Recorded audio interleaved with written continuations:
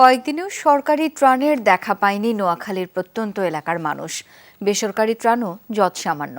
কোমর পানিতে বন্দী এখনো কয়েকশো পরিবার। ভিড় বাড়ছে আশ্রয় কেন্দ্রগুলোতে। টানা বৃষ্টি না হয় নামতে শুরু করেছে বানের পানি, তবে নতুন করে পানি বেড়েছে ফেনী সংলগ্ন সেনবাগ উপজেলায়। নোয়াখালীর বন্যা পরিস্থিতির খবর জানবো সহকর্মী রিয়াজ রায়হানের কাছ থেকে। ছবি তুলেছেন নাহিদ হোসেন।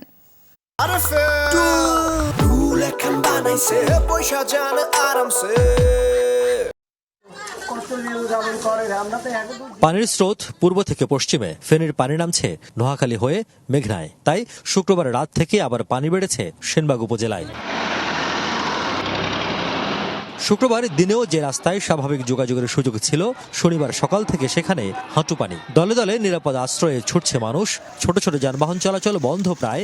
ট্রাক আর ট্রাক্টরে এখনো ভরসা সেনবাগের মানুষের। আমাদের গত 25 দিন থেকে বৃষ্টি নাই, কিন্তু এরপরও গত 24 ঘন্টা পানি বাড়ছে 1 ফিট। আমাদের সরকার থেকে যদি কিছু অনুদান পাই, আমরা আমাদের এলাকার মানুষগুলা মোটামুটিভাবে একটু থাকবে। পানিতে তলিয়ে আছে বেগমগঞ্জের দক্ষিণ পূর্বাঞ্চল, বিশেষ করে রসুলপুর, কাদিরপুর, শরীফপুর সহ বেশ কয়েকটি ইউনিয়নের কয়েকশো পরিবার এখনো পানিবন্দী। কোমর থেকে গলা অব্দি পানিতে বন্দী কোনো কোনো পরিবার। যোগাযোগ ব্যবস্থা ভেঙে পড়ায় তারা যেতে পারেননি অন্যত্র। কাঁচা পাকা সমস্ত বাড়িঘর পানির নিচে আছে।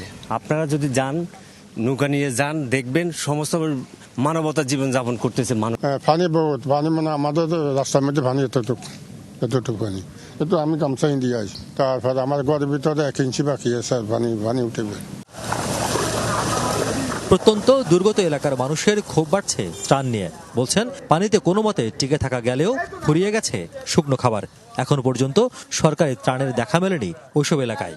খাওয়া দাওয়া আমাদের কালকে দুপুরে একবেলা দিচ্ছে, আর এই পর্যন্ত কেউ কিছু দেয় না। খাওয়ার পানির কোনো সুবিধা আমরা পাচ্ছি না। খাওয়ার পানি আনতে অনেক দূর থেকে যায়, এখানে পানিগুলো সবকিছু ময়লা।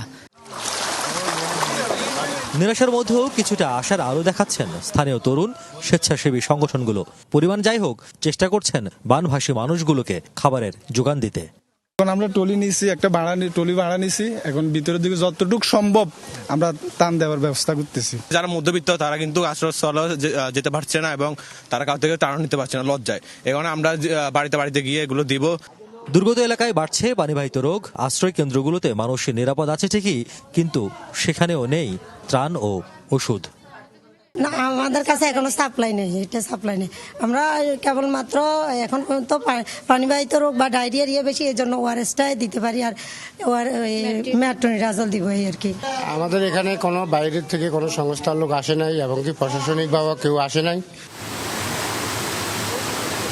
ফেনী, কুমিল্লা, নোয়াখালীর পানি নামছে কোম্পানিগঞ্জের মুছাপুর ক্লোজার দিয়ে।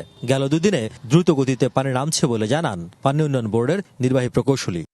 জোয়ারের উচ্চতা কম থাকায় বর্তমানে বেশ পানি নির্গত হচ্ছে, এবং আগামী কয়েকদিনে জোয়ারের উচ্চতা আরও কমে যাবে, এবং আমরা আশাবাদী আমরা ড্রেন আউটের যে কার্যকরী সময়টা আরও বেশি করে পাবো।